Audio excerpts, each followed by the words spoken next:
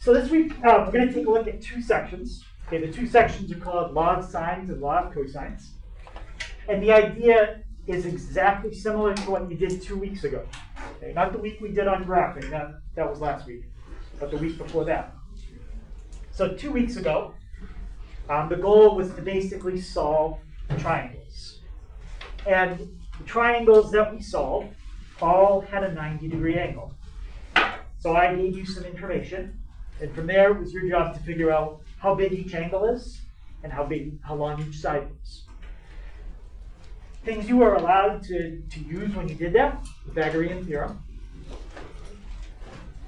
That will help us find the sides.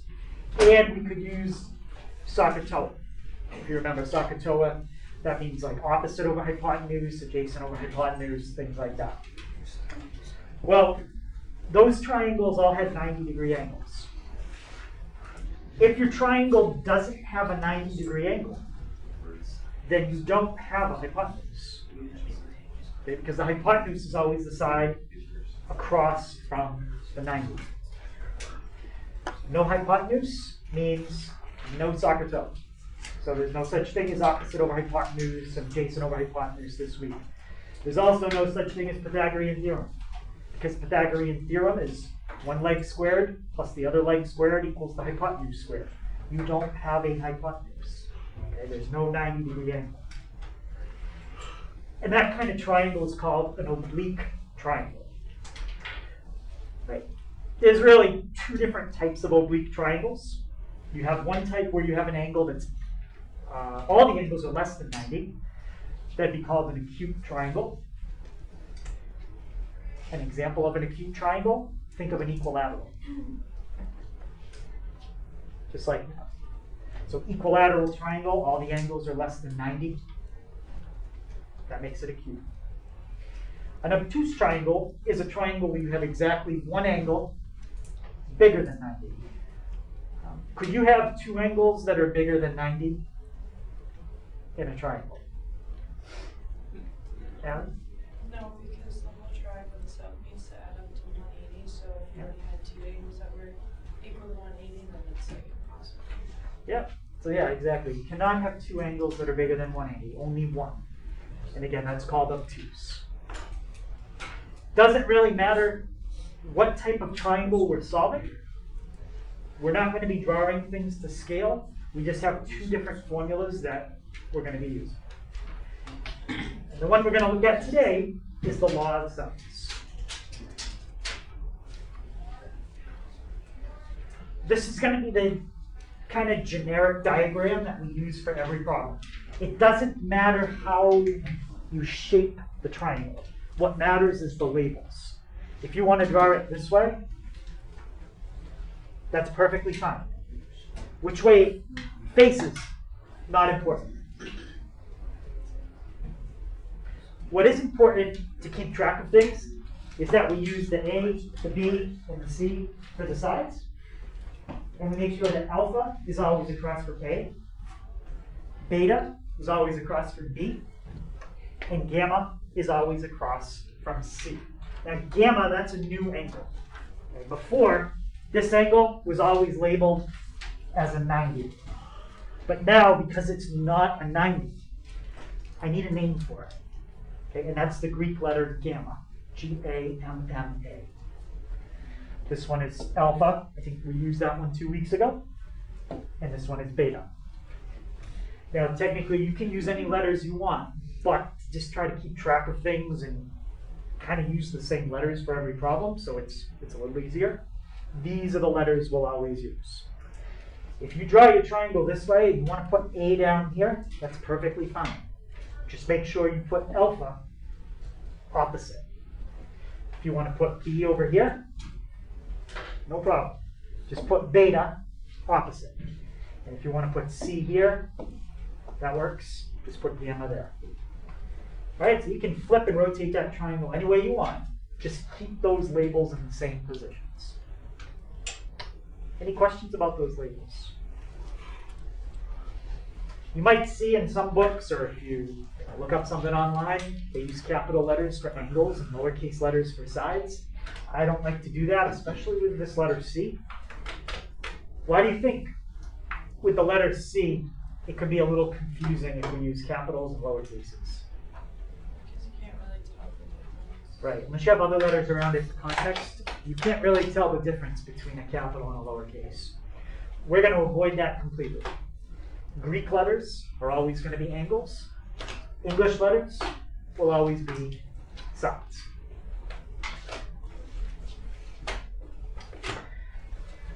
So, I told you we're going to look at two laws this week. One of them is law of sines, the other one is law of cosines. You have to use a certain formula in certain situations. I'm going to show you the three cases right now that you use law of sines for. Here's two of them. If in the problem they give you two angles and a side, that is always a law of sines problem. Two angles and a side. Now, the difference between this one and that one is the placement of the side. Is the side they give you between the two angles? That's like it is down here. Here's an angle, and the side they give you is the one that connects them. Or is the side that they give you not between the two angles? That's like this one. Here's an angle, another angle, and this time the side is not the one on the bottom. It's not the one that connects them. It's not between them. Either way, you're going to use law of sines to solve that problem. Okay, two angles and a side. So what I would do if you make a reference sheet for the test, I would make a little chart in the corner, very simple chart. I would put law of sines, and then I would put the three types that you use. Here's two of them. And then when we get to it on Wednesday, I would put law of cosines, and then I would put the other two.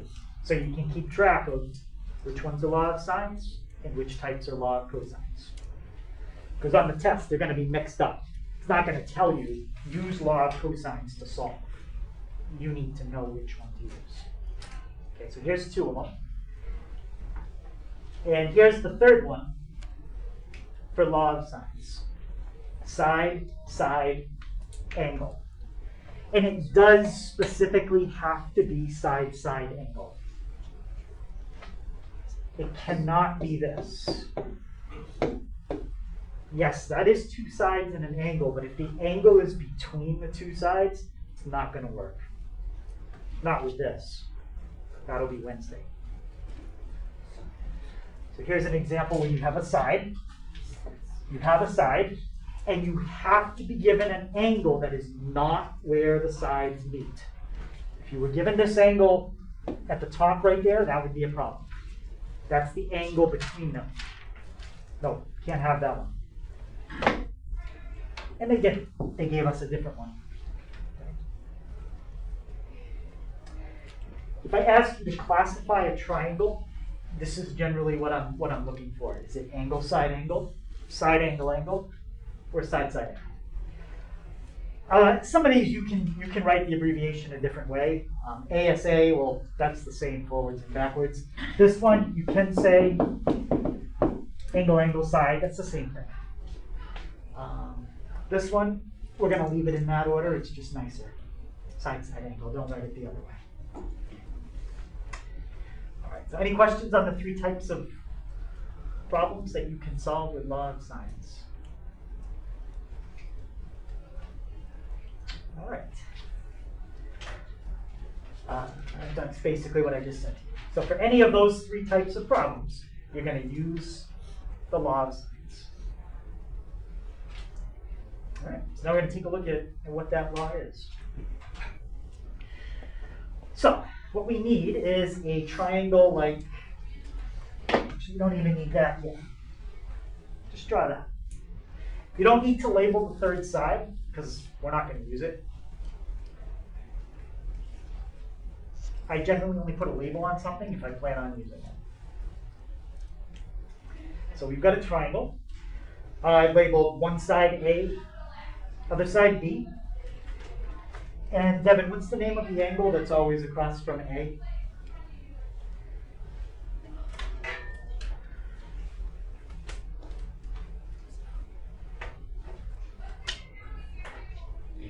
What? That name of the angle that's across from A, what do we call it? Beta? Beta is the one that's across from B.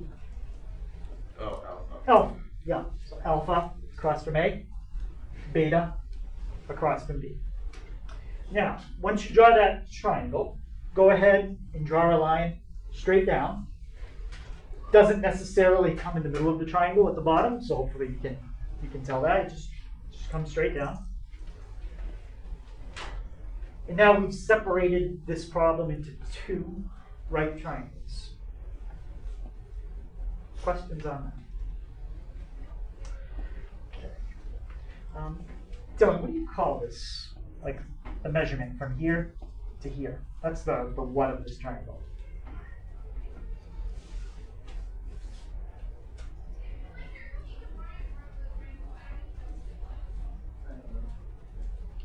Like the line in the middle? Yeah, if you were to measure from here to here, this would be the what of this big triangle. The height? Yeah, it's the height. Yeah, just the height. So let's just call it h. I know h could be hypotenuse, but it's not. This is height. So the h is the height. And what I'm going to do for a minute is I'm just going to block the triangle on the right. We're just going to look at the one on the left. So let's take that and just focus on what's on the left-hand side. I have three labels visible. There's an angle, there's a side, and there's a side. I want to figure out a trig function, either sine, cosine, or tangent, that would involve these three labels. So now we should be thinking about the SOHCAHTOA kind of thing. Adjacent, opposite, hypotenuse, that kind of stuff. So Tyler, side H is across from alpha. And do you remember the name we give to the one that's across? So the traces would be opposite, adjacent, or hypotenuse. Yep, this side is opposite alpha. And Bridie, what about side B? What side is that side in this left-hand triangle? It's opposite beta. So again, pretend like, again, the stuff under here doesn't exist. You're just looking at that triangle on the left. Let's call it like triangle number 1. What side is that in triangle number 1? Pretend you don't even know anything exists under there. Oh, it's adjacent. What's it across from?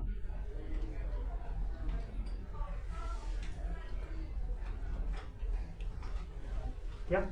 Would it be the hypotenuse because it's across from the 90-degree angle? That's across from a 90-degree angle. So B would be your hypotenuse. So H is opposite alpha, and B is the hypotenuse. So opposite and hypotenuse. What trig function has opposite and hypotenuse in it? Yep. Sine. Sine. Very good. So we're going to write down the sine of alpha equals, and now you fill it in, opposite over hypotenuse. H is the opposite, and hypotenuse is B. We don't have any numbers, but that would be the formula if we did have some. Sine equals opposite over hypotenuse. And now, I want to get that. I want H by itself. So how would I move B to the other side? Yeah? Do you multiply both sides by Multiply both sides by B. And that gives you a formula for the height. B times the sine of alpha. And that's a formula for the height. And that was for triangle number 1. So I'm going to put a 1 right there that represents this formula is from triangle 1. Any question on that? So if I knew B and I knew that angle, I could find the height of that triangle. Now, let's do it again. So let's call this triangle number 2. Okay, don't worry about triangle number 1. Forget about it for now. Let's just look at triangle 2. There are 3 labels that are visible, just like last time. Beta, the height, and A. What's the name of H this time from the perspective of beta? What label would you give that? Yep. Opposite? It's opposite again. So H is opposite. And what about side A? Sorry.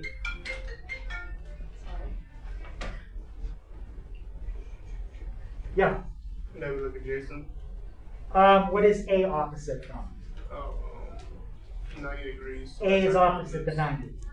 So that would make it Hypotenuse. that's the hypotenuse. We're using opposite and hypotenuse in triangle number 2. That's sine again. So let's write it down. Sine of something equals something. What am I going to fill in the parentheses? Sine of what? Right? Beta. You always fill in your angle you're working with. And then what side is the opposite? Yep. Yeah. Hypotenuse. What side is, no, A is not the opposite. Sorry, I meant H. H. H is opposite. And Haley, what side is the hypotenuse? A. Now I want to do the same thing I did before. I want to get H by itself. Okay.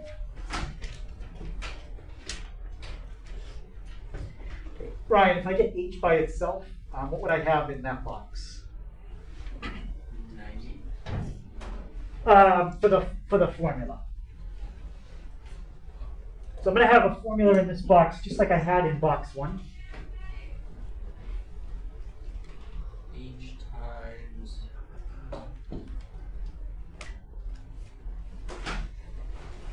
is H times beta. Well, how many H's do we have up here? Just one. Just one. So we're only going to have one down here. So we want to keep this H right where it is. It's all right. It's by itself. You'd want to get rid of this A. Oh, so you do A times sine A times the sine of B beta. beta. Okay, so that's a formula that you could find the height of the triangle if you knew this angle and you knew this length. You take the sine of that angle times A, and it would give you the height. And that's from triangle 2. So box 2 is a formula for the height. Box 1 is a formula for the height. What does that mean about box 1 and box 2? Shouldn't they equal each other? Yeah, they equal each other. Box 1 and box 2 give you the same answer. So let's write that down.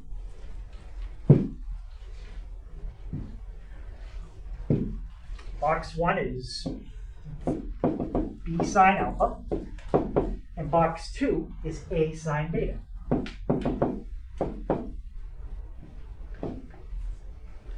Fix that. Any question on where that came from? This is box 1, this is box 2, and they both calculate the height. So they would give you the same answer, which means they're equal to each other. Now, to turn that into the law of sines, what they usually do is put the A over with the alpha, and then just put the B over with the beta. And that's pretty much the law of sines. So let's start with the A. If you wanted to put the A over on the other side, how would you move the A to the left?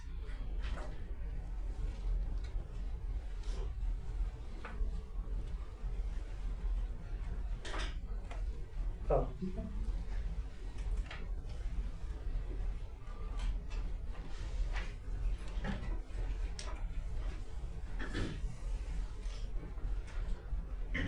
Think about what operation is on the right-hand side right now. Like, how would you read this?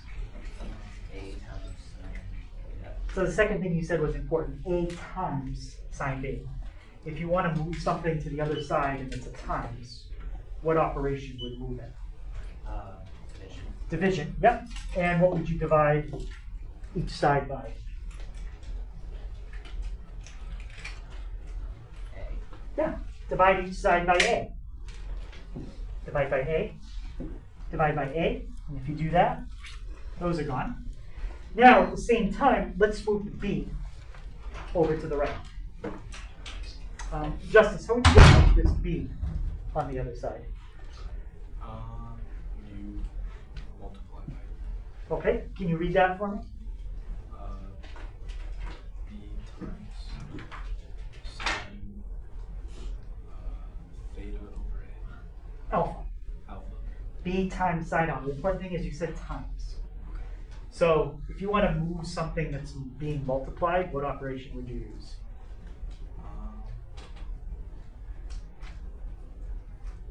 Like if you had 3 times x equals 12, Order of how would you move the 3? times it by or what? Yep. Divide by? I don't know. You have it. Did I? Yeah, Order of divide. operations. No, divide. Divide. Divide, yeah, you'd want to divide. If you see multiplication in a problem and you want to get rid of it, you do the opposite of it. So like here you divide by 3, Okay. here you divide by B. Same way we divided by A, because it was times, we're going to divide by B, because it's times. So you divide by B.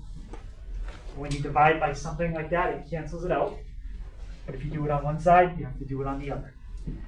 And let's write down what we have left. So we have sine of alpha over A equals sine beta over B, which equals, and there is one more part. We didn't prove this part, but it follows the same pattern as the first two. Anyone have a guess what the third fraction would be? Yeah? Would it be sine gamma over c? Yeah. Sine gamma over c. And I could go through and prove that third part just like I did the first two. But this is the law of sines. So the law of sines comes from basically taking a triangle and splitting it into 2 right triangles and making a formula. Now, this formula has 3 parts to it. The first part, second part, and the third part. When we're solving a problem, you never need to use all 3 parts at the same time. You only either use the first 2 parts, the second 2 parts, or the first part and the last part. Because all these fractions are equal to each other. Okay, they're all equal. So when we set up a problem using law of sines, it's going to look very similar to this. You're going to end up setting up something that has numbers in 3 spots, and there'll be a variable in 1 of the 4 spots. Does anybody remember what you do to solve something like that? Something on like a diagonal?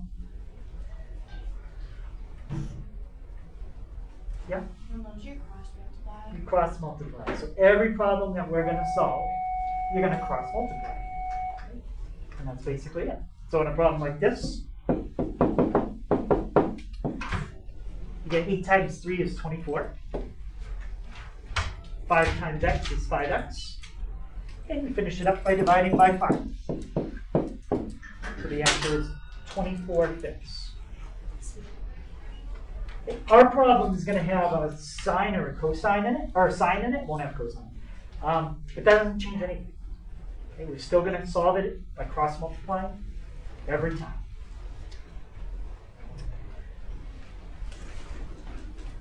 In order to kind of organize our work as we go, I'm going to make a table.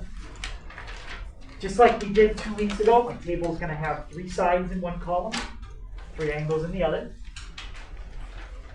And even though you can't use Pythagorean Theorem or Sacatella, all the angles still add up to 180. So you can still use that fact.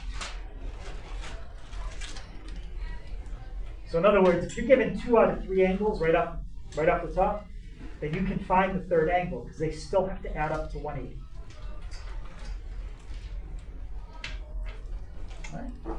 And now what we'll do is we'll try one example of each type. So remember, these are our 3 types. Angle, side angle, side angle, angle, side, side angle.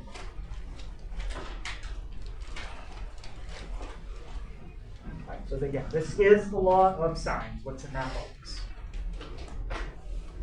Okay, anyone need to copy the formula?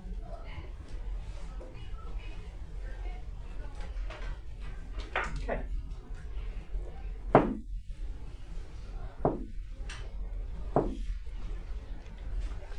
Alright, so here's our problem. Solve the triangle. In every problem, you will always be given 3 things, and then you have to figure out 3 things. Here's the 3 things you're given. Now, first thing I would do is make a sketch. Some people can visualize it in their head. If you can, it's fine. But if you can't, make a sketch and figure out what type of problem it is. Because on the test, maybe this is law of cosines, maybe it's law of sines. You've got to figure that out first, and then go from there. So we've got our table. 3 sides in the left column, 3 angles in the right column. Before you figure out anything, even if there's something you think you can do real quick, just make your sketch. Make your sketch and then start figuring things out. Remember, the sketch is not to scale. The important thing is to see what is where. What is across from what in this triangle. So I'm going to put A on the left-hand side, which means alpha has to go across from it in the lower right. B, I'm going to put at the bottom, which means beta goes at the top. C and gamma, don't know. Okay, so based on these 3 pieces of information, what type of triangle is that? And I'm looking for 3 letters.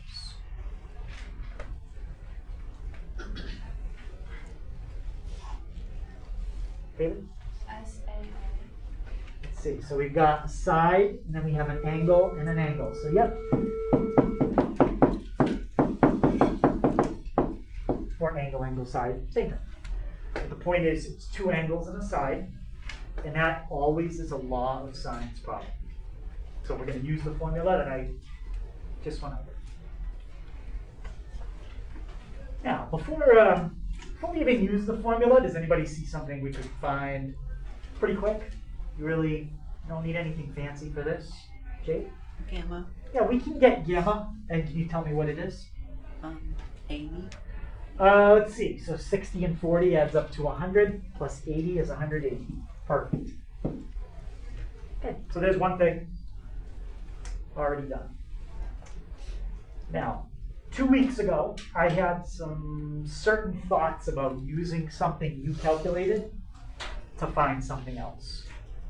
Anyone remember what we said about that? Using something that you found to find something else. Yeah, go ahead, Dylan. You don't want to use it? Why not? Because it could be wrong. Could be wrong. So 2 weeks ago, if we found something, we didn't have to use it to find something else, which was good, because exactly what he said, if it's wrong, you use it, you're going to get something else wrong. Well, this week, we're not going to be able to do that as much. So that means if you find something and it's wrong, then you're automatically going to get something else wrong, at least in this problem. So if gamma is wrong, you will get C wrong, automatically. But you could still get B right, because this angle has nothing to do with finding B. You don't need it to find B. You need it to find C. Right, so let's find B first, and then we'll do C.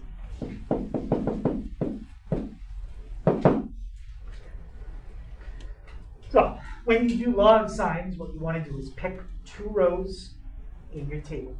You always want to pick the row that has everything in it. So we're going to start with this row. That's going to be the most important row, for the whole problem.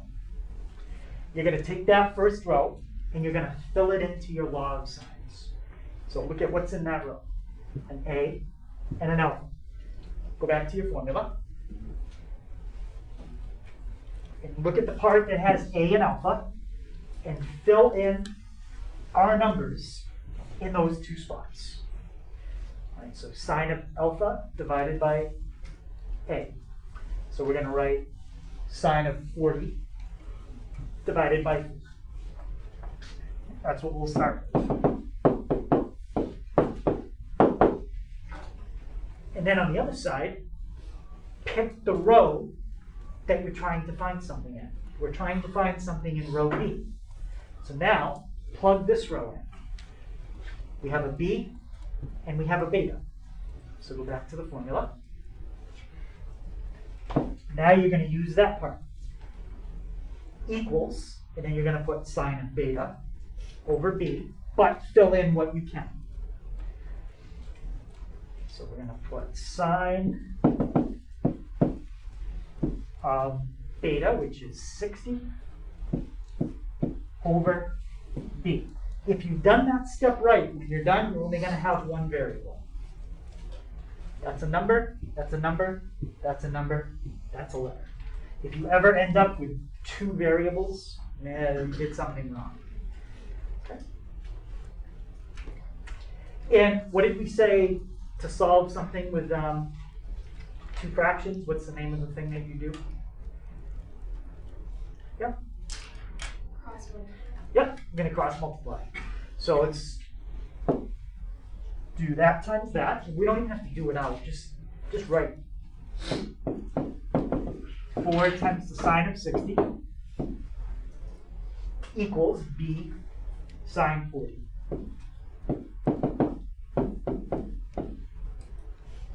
Okay, so we cross multiplied. That gets rid of your fractions.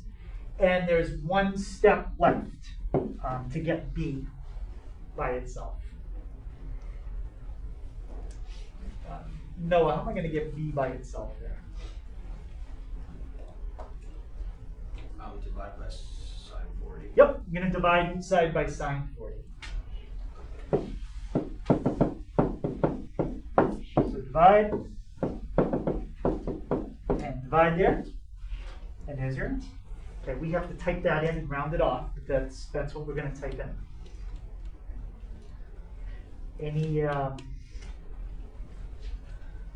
Any question on that? Make sure you are in degrees. Okay, we're not going to be using radians for anything this week. All right, so let's type that in.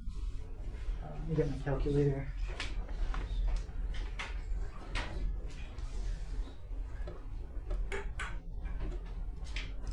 All right, so we got 4 sine 60. You can type it all in one step. 4 sine 60. And we're going to divide that by sine 40. If you want to do it all in one step, I'll put it so you can see it in 1 second. Make sure you are in degrees. That's what I'm fixing. It's okay that I already typed it in. I haven't hit enter yet. So as long as I change it to degrees before I hit enter, I'm okay. Okay. So that's how you type it in.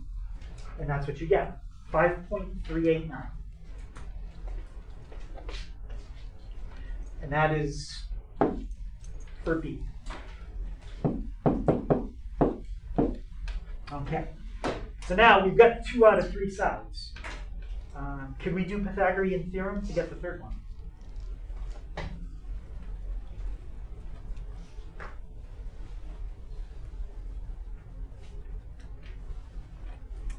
Yeah?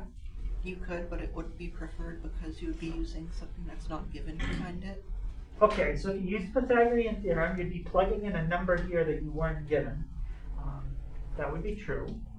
Yep? There's no 90 degree. There's no 90-degree angle. So that formula doesn't even exist in this problem. If you try to use Pythagorean Theorem to get C, then you're assuming gamma is 90. But gamma is not 90. So it would just be completely wrong. So we're going to find C the same way we found B. set it up. And every time you do law of sines, what I usually do is this right away. Is every problem starts off like this. Two fractions equal to each other with sign in the top of both of them. Now, I said you always want to pick a row that has everything in it. Technically, you have two rows. Which row should I use? Row A? Or should I use row B? I technically could use either one. Yep. Okay. Yeah, why A? Because you didn't have to find anything in it. Right, we know that everything there was given.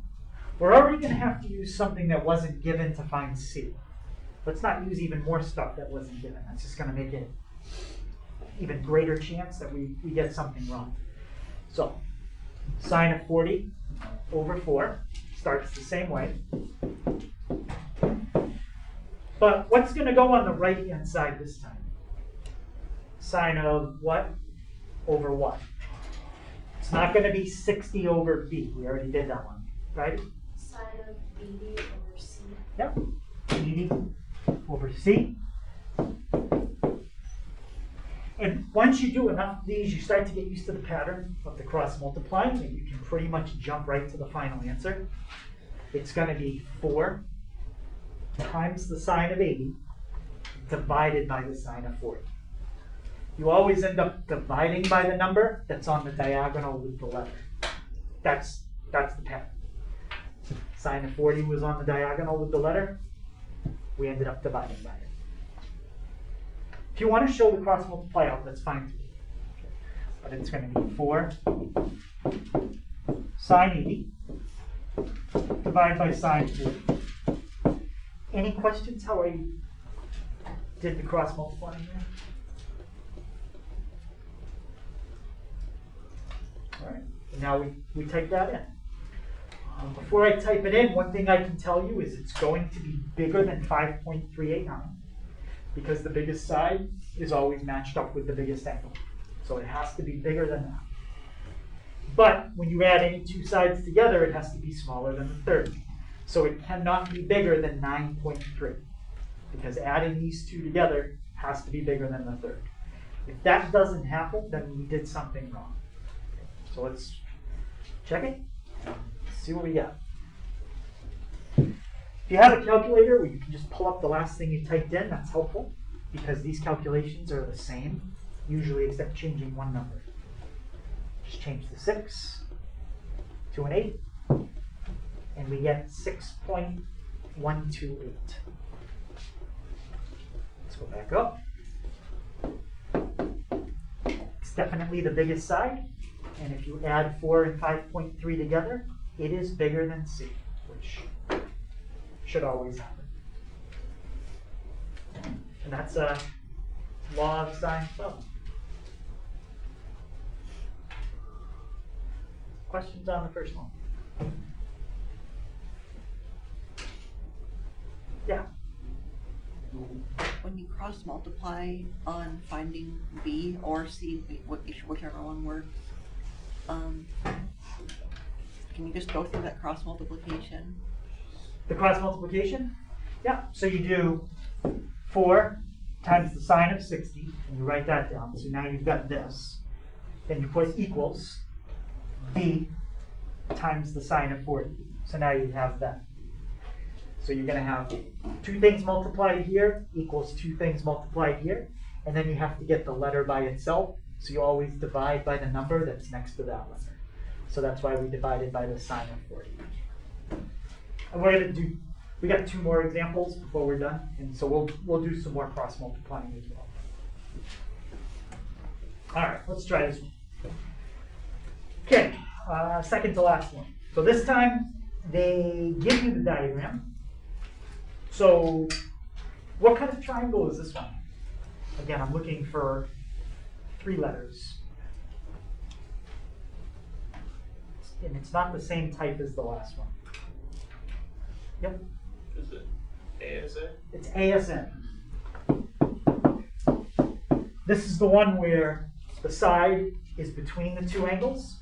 But if you look back at your notes, ASA, still law of sines problem. Now, kind of a trick that you can use once you make your table is you can tell its law of sines by making a sketch. You can also tell its law of sines just by looking at the table.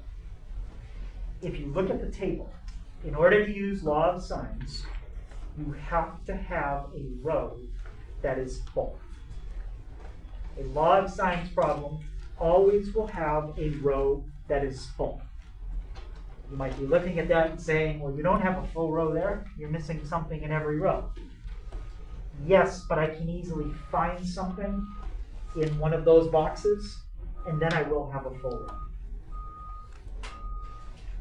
So what can I find right away that will give me a full row? Okay. I can find gamma. So this is 45 and 40. That adds up to 85, which would mean gamma is how much?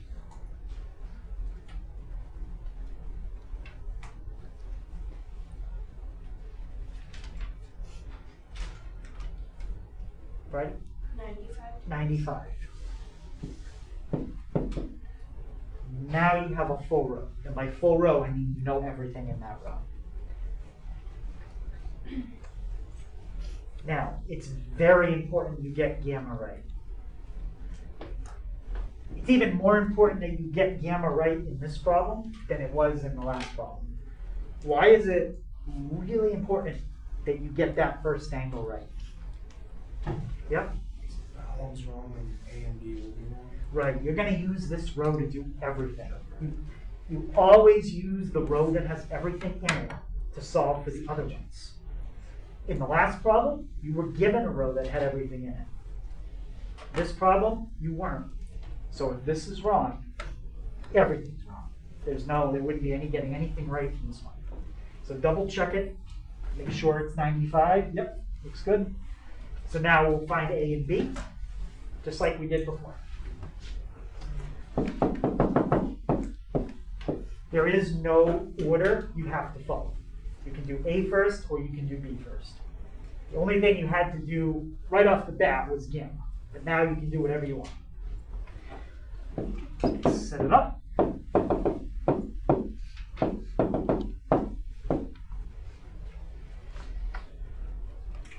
All right, so what could I put on the left-hand side to solve for A? Yep, Alan. It'd be 95 degrees over 4. So sine 95 over 4. She could have put that on the right. It doesn't matter. You have to put it on one side or the other. It doesn't make a difference.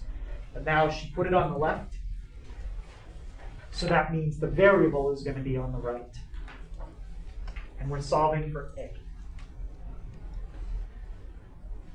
Okay, so what's going to go on the right-hand side?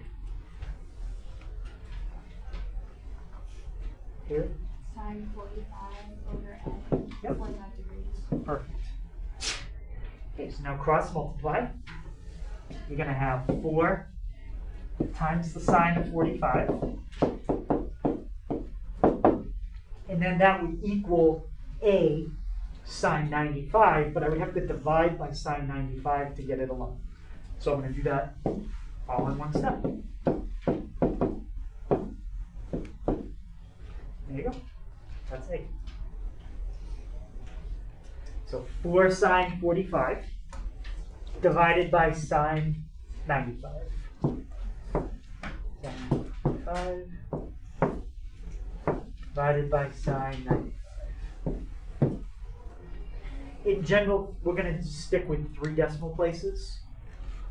So 2.839.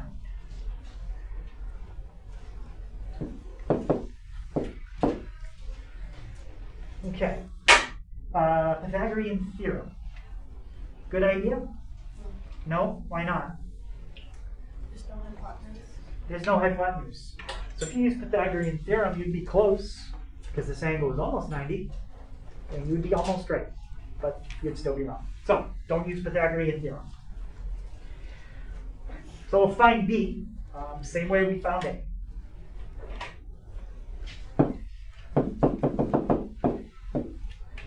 set it up. Put your two fractions. Sine. Sine. You have two rows that are full, but again, stick with the row. At least if it wasn't given, at least stick with the row that doesn't have decimals. Okay? Use sine 95 over 4 because we know that's exact. It wasn't given, but at least there's no decimal answers. So 95 over 4. And John, what's going to go on the right-hand side? We put 40.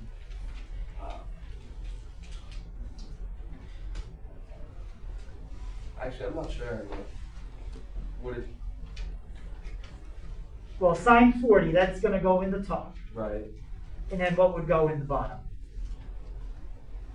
The bottom of the right? Yeah. Would you put the What are we solving for? Oh, we're solving for b, right? Yep, so we're going to put the b. Sine 40 over b. Okay, so cross multiply. And the only thing that's going to change is instead of a 45, now you have a 40. So just change one number. Sine 45, 40, sorry. 4 times the sine of 40, that's my diagonal. Divide by sine 95.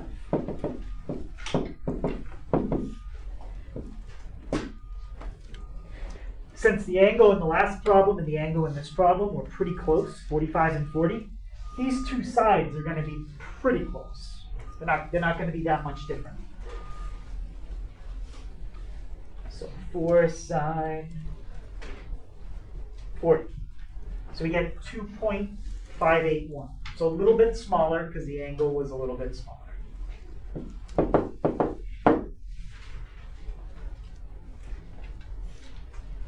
Right. Still pretty much the same idea as the last one because you're being given two angles and a side. So your first step, you get that angle right off the bat, and then you go for your sides. That's been the same pattern in the first two problems. The last example we're going to do a little different, a little bit different. So we're going to look at one now where they give you two sides right away and only one angle. Since you only have one angle, you can't add two of them together and subtract from 180 right off the bat because you don't have two, you only have one. So I've drawn a diagram off to the side, and I'm going to make a table. If you already are making the table in your notes, that's fine. We're going to make it in a minute. Here's A. Alpha is across from it. This is B. Beta is across from it. And then C and gamma. Side, side, and the angle they give you is not between the two sides. So it is a side-side angle. Okay, any question why it's, first of all, why it's side-side angle? So that means it's still law of sine. So we're going to do the same formula. But the steps and what we solve for first is going to be a little different. Now, out of the 3 types that, or actually we're going to learn 5 types this week. Okay, we've looked at 3 today. And then on tomorrow, we're going to look at more of side-side angle because we're not going to finish side-side angle today. And then Wednesday, we'll do the last 2. Out of the 5 types that we learned for the whole week, side-side angle is the only type of problem that could end up having one answer. That would be like the last 2 problems we did. You solve it, you get one answer, you're done. Or you could start to solve this problem and you get 2 answers. That's like saying the angle could be 38 degrees or 52. You might end up with 2 different answers. Or you could end up with a problem that's impossible. You end up with no answer. Side-side angle is the only one that this can happen. If it ends up just being a single one-answer problem, then it's going to be just like the last 2 problems we did. If it ends up being a no solution, that's great. That's the quickest. because you start to solve it, right away you realize you can't do it, you're done. If it ends up being the 2 solution, that's the longest, because now you have to find 2 answers instead of 1. So it's not harder, but it's longer. Okay, it takes twice as long. All right, so here's the same information above. I just put it into the table we're used to using. I'm not going to make a sketch. We already have one right there. And this time, you have to find something first. Does anyone see what you're going to have to solve for first? Because it's the only thing you have enough information to find. Yep? Beta. This has to be the first thing you do. Why? Look at this bottom row. You don't know anything in that row. If you have a row that's completely empty, forget it. Don't use it. Because a row that's empty doesn't help you. You have to either use a row that has everything or a partial row. You cannot use an empty row in the formula. It won't work. So we're going to use the full row and the partial row. So that means we're going to be forced to find beta first. And then, once we know beta, it's easy. We'll have 2 of the angles. We can add them up, subtract from 180, and get the third one. And then the bottom row won't be empty anymore, and it becomes useful. Okay, but until we get beta, forget about row C. All right. Set it up. All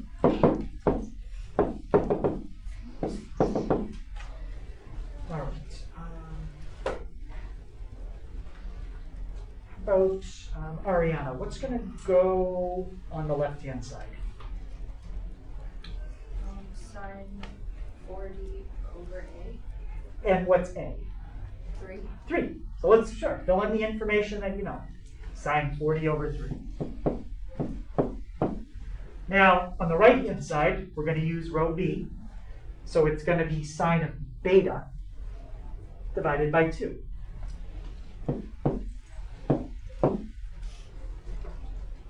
What's different about that equation? This one's different than any one we've set up so far.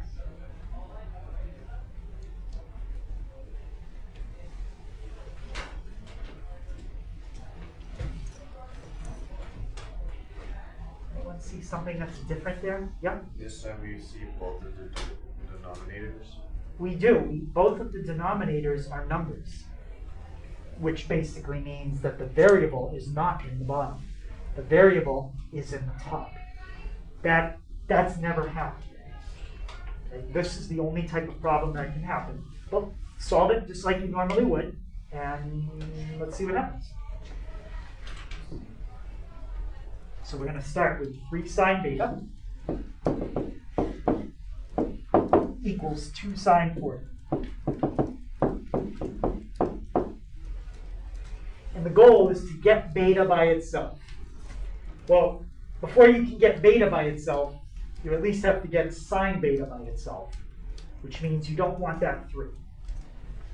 So what are we going to do with the 3? Yep. Divide by 3. Yep. Divide by 3. We still don't have beta by itself, but that's better. So now you have sine beta equals 2 sine 40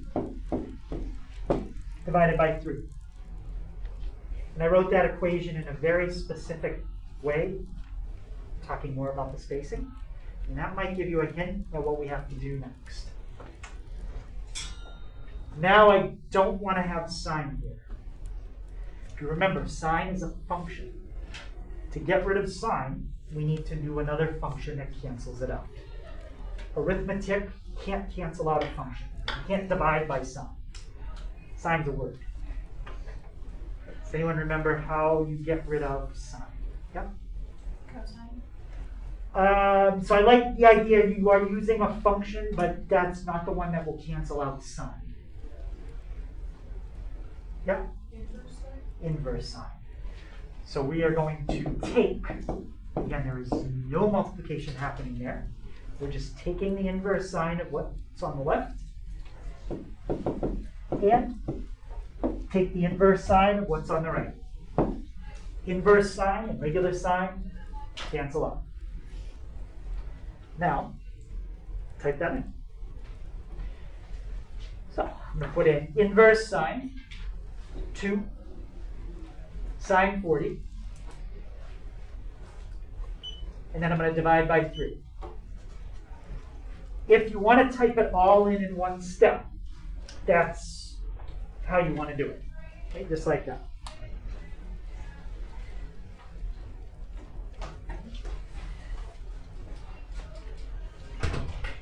When I hit enter, one of two things is going to happen. I'm either going to get an answer or it's going to say error. If it says error, then that means this is a no solution problem, which can happen, and we're done. If I get an answer, then I need to write that answer down. Okay, I got an answer, 25.374. So this is not a no solution problem. But what I'm going to do is write the answer like this. Notice how I wrote it in the box. I wrote it up high because if there's a second answer, I'm going to put it down below.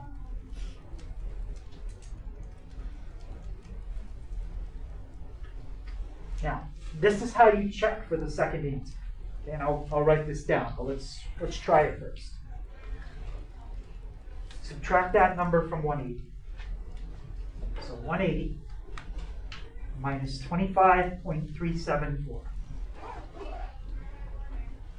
If there is another answer to this problem,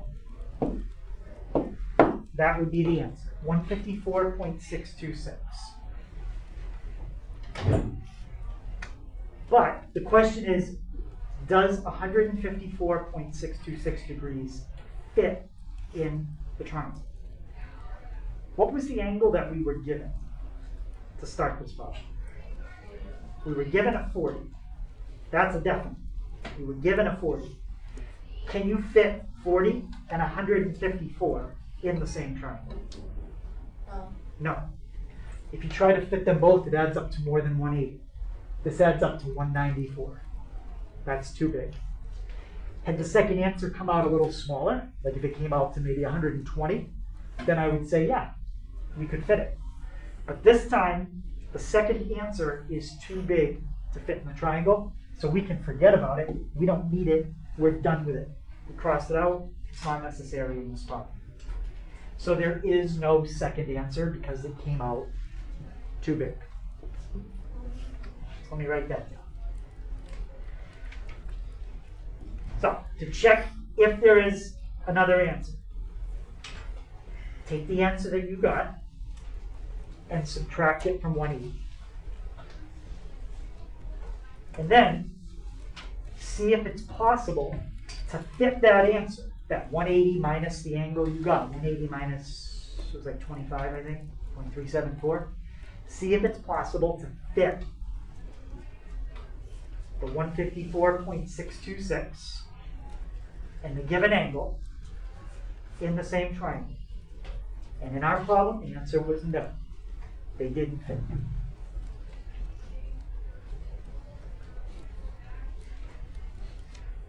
Okay, so that's how you check for the second answer. So two steps. Step 1, you got to find it. Step 2, you got to check if it fits.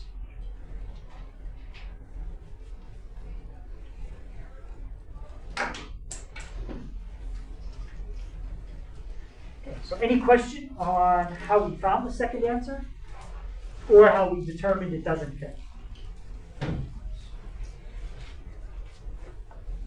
All right, so let's finish up this problem now that we know it's only a one solution. There's no second answer to it, just like the last two.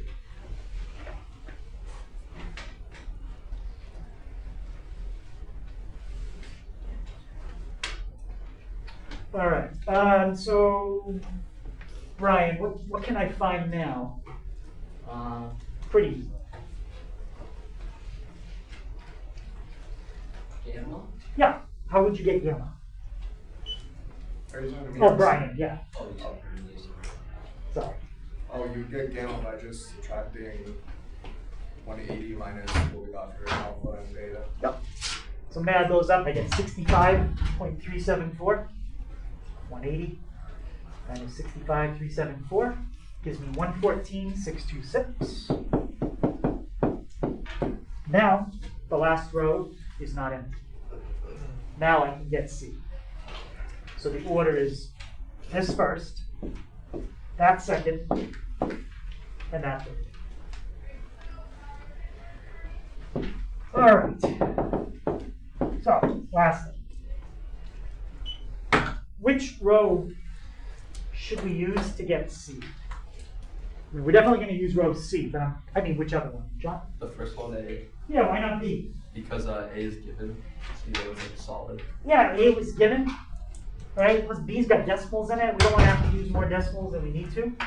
So let's set it up for row A, just like we did the first time. Sine 40 over 3.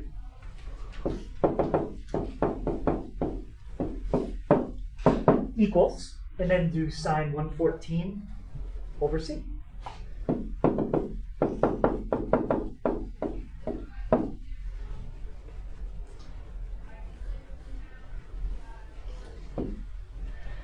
So cross multiply, and I'll put the calculation right over there as soon as I do it. 3 times the sine of 114.626, and then divide that by sine of 40. Okay, so there is your calculation, and there's your answer. 4.243.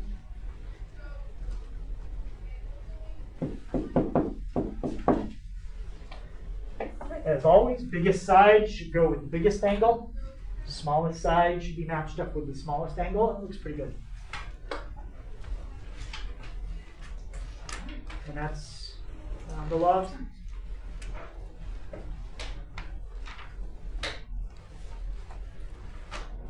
Any question on that one?